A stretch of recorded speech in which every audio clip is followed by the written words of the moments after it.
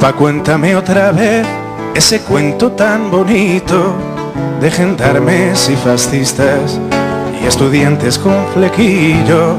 Buenas noches, bueno, muchas gracias a Tejer, a Raíz y a la Distrital por la invitación.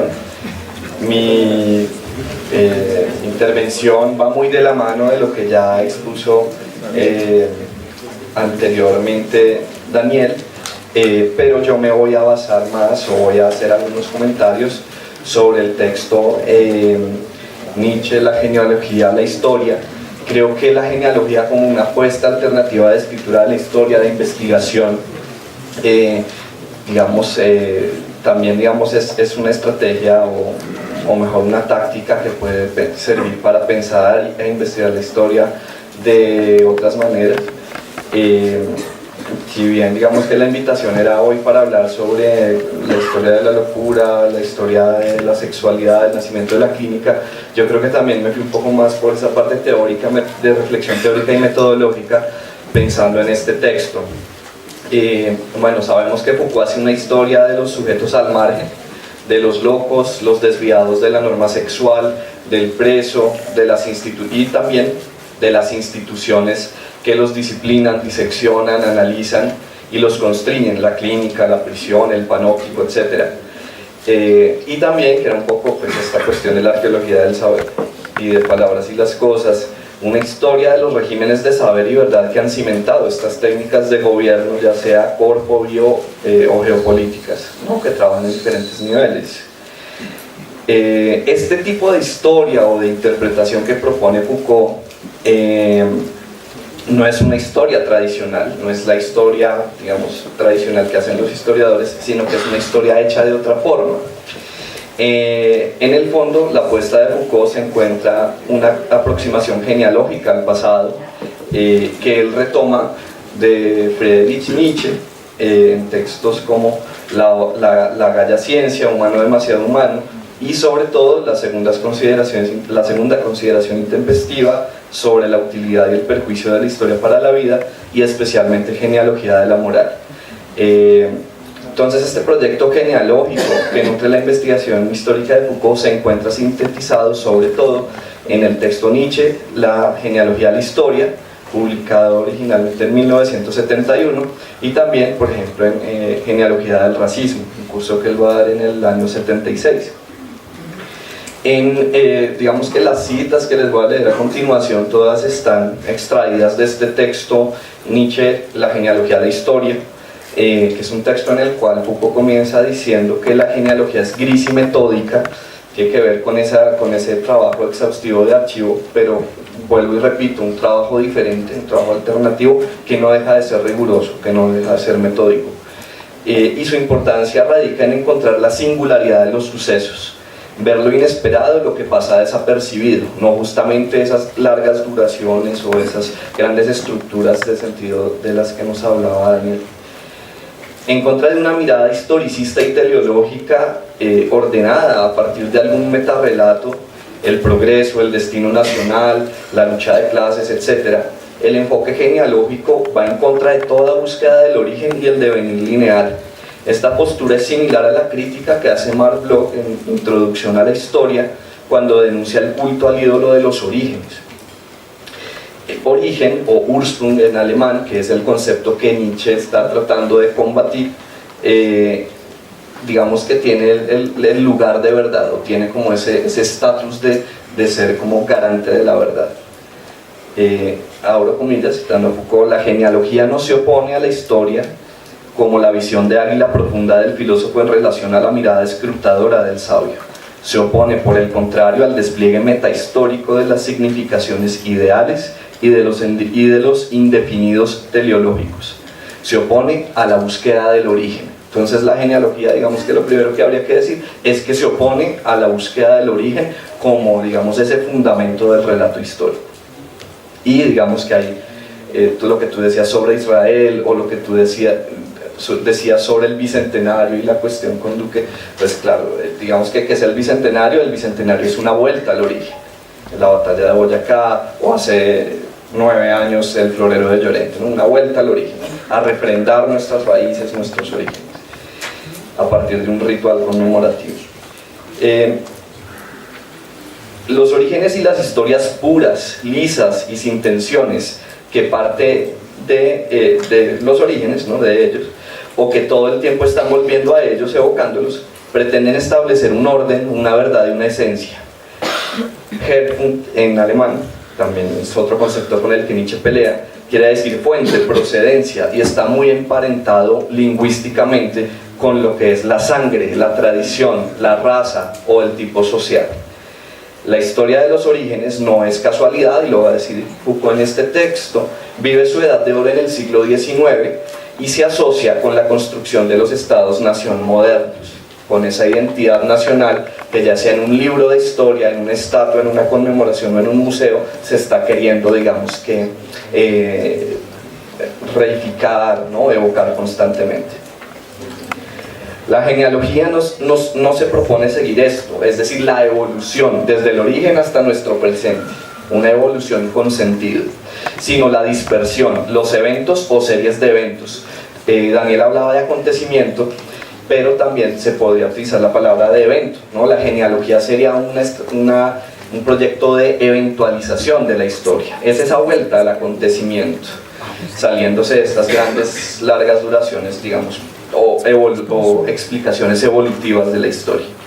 Por lo tanto, la genealogía es antiesencialista, digamos que va en contra de las esencias. Vuelvo y cito: allí donde el alma pretende unificarse, allí donde el yo se inventa una identidad o una coherencia, el genealogista parte a la búsqueda del comienzo, de los comienzos innombrables que dejan esa sospecha de color, esa marca casi borrada que no sabría engañar a un ojo un poco histórico. El análisis de la procedencia permite disociar el yo y hacer pulular en los lugares sin plazas de su síntesis vacía 1000 sucesos perdidos hasta ahora. Más adelante va a decir también, bueno, voy a continuar. La genealogía, entonces, a diferencia de la disciplina histórica, digamos, lo tradicional, la historia de los historiadores, que es totalizante, que siempre está tratando de otorgar, digamos que, un sentido homogéneo o cerrado a sus relatos, es la que Nietzsche critica en su Segunda Intempestiva, justamente.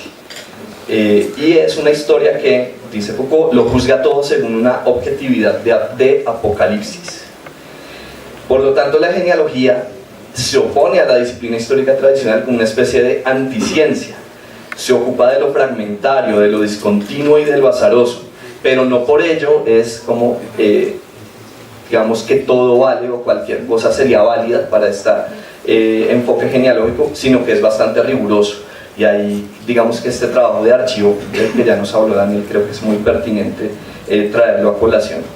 Es más fácil dar cuenta del ordenado, de los universales antropológicos, es decir, pensar que existe un sujeto soberano preexistente a la explicación histórica que estamos dando, que es unificado y autónomo, o también pensar que conceptos abstractos e invariantes como modernidad, libertad, etc., existen y son lo mismo y significan lo mismo en todos los casos. Es decir, este pensamiento genealógico Foucaultiano, que se nutre, como ya dije, de Nietzsche, va en contra de los universales, ¿sí?, y de los conceptos abstractos que supuestamente explicarían todo en contextos históricos y culturales diferentes.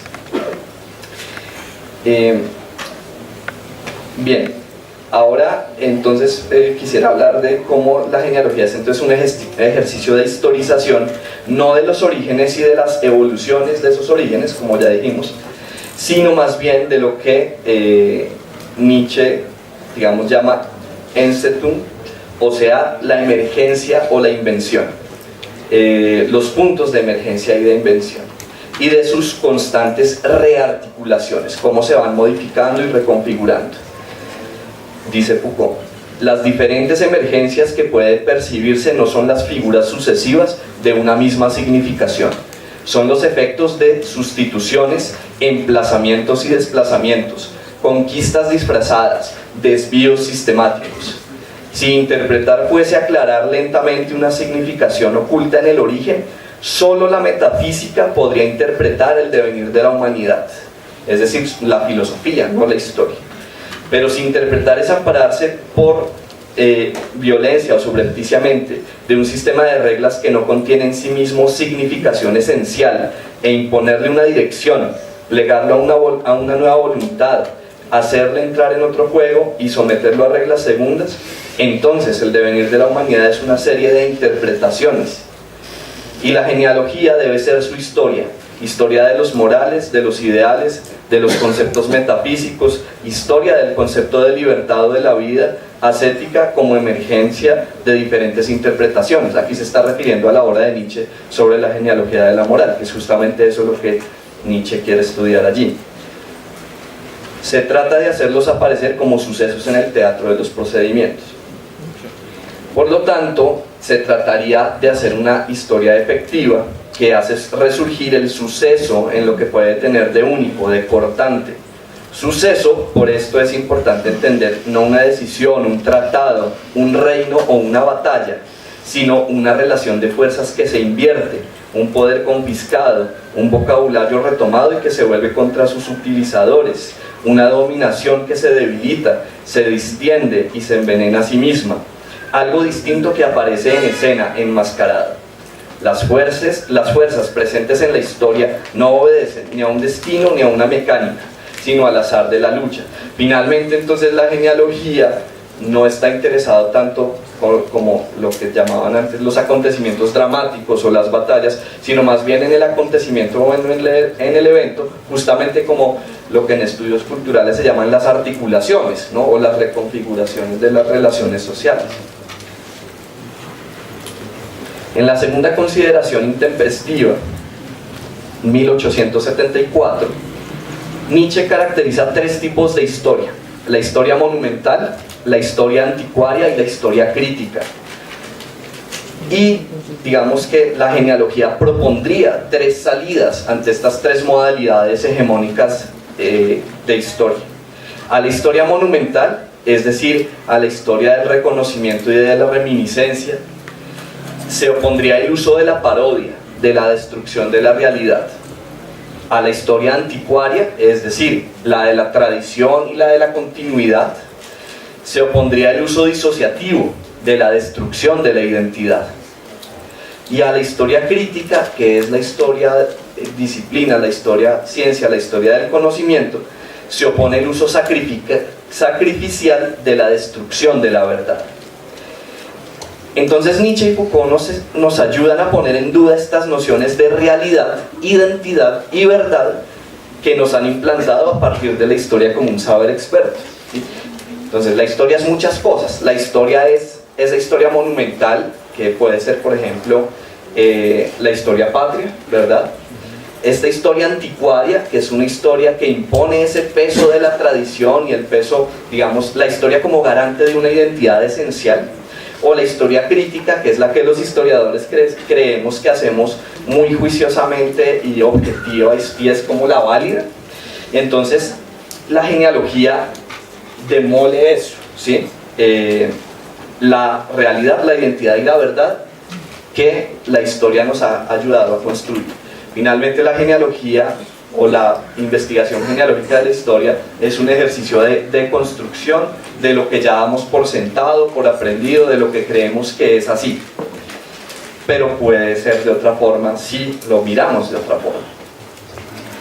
Dice Foucault: en un sentido, la genealogía retorna a las tres modalidades de la historia que Nietzsche reconocía en 1874. Vuelve superando las objeciones que le hacía entonces en nombre de la vida, de su poder de afirmar o de crear, pero retorna metamorfoseándolas. La veneración de los monumentos se convierte en parodia, el respeto a las viejas continuidades en disociación sistemática, la crítica de las injusticias del pasado por la verdad que el hombre posee hoy se convierte en destrucción sistemática del sujeto de conocimiento por la injusticia propia de la voluntad de saber.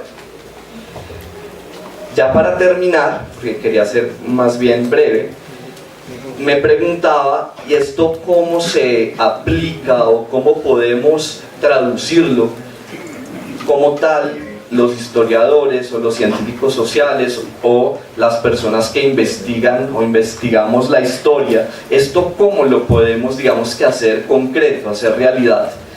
La presentación que me antecedió, pues creo que es un excelente ejemplo, es una investigación muy interesante la que nos presenta Daniel, que baja un poco estas herramientas teóricas y metodológicas de Foucault a un problema de investigación muy concreto, justamente no endiosando a un teórico o a un filósofo, sino más bien haciendo uso de las herramientas que nos propone. Y yo quería también hablar brevemente sobre un libro que, digamos, es como una especie de experimento de laboratorio que se ha hecho acá en Colombia para tratar de poner en juego esta genealogía como táctica alternativa de escritura de la historia. Por supuesto que no es un libro escrito por historiadores o en un departamento de historia. Es un libro que surge del Instituto Pensar de la Universidad Javeriana, desde el ámbito transdisciplinar de los estudios culturales, y se llama Genealogías de la Colombianidad. No anoté todo el subtítulo, bueno, pero es como Genealogías de la Colombianidad, tecnologías de gobierno, siglos XVIII a XIX, algo así. Les debo el subtítulo exacto. Este es un libro que ustedes pueden encontrar en PDF, en internet fácilmente, del año 2008, editado por Santiago Castro Gómez y Eduardo Restrepo. Dicen estos, en realidad ellos hacen una introducción muy interesante en donde tratan de bajar a la realidad, al contexto colombiano, toda esta propuesta de la genealogía. Son compiladores de varias investigaciones que de algún modo están en esta perspectiva y hacen una muy buena introducción en la cual dicen lo siguiente: Genealogías de la Colombianidad es un título que evidencia ciertas apuestas teóricas y políticas desde las cuales estamos proponiendo una particular lectura de la historia colombiana. Las nociones, subjetividades y prácticas de la colombianidad se encuentran entramadas de disímiles maneras en lo que algunos estudiosos de las ciencias sociales y muchos políticos denominan identidad nacional. Esta supuesta comunidad interpretativa y vivencial, la colombianidad, debe ser explicada en sus articulaciones históricas antes que supuesta como un punto de partida de nuestros análisis. Así, lo que aparece como nación e identidad nacional son discursos, y discursos que requieren ser historiados y desnaturalizados en aras de evidenciar las múltiples y cambiantes ataduras de sentido, de sensaciones, de poder y de resistencia.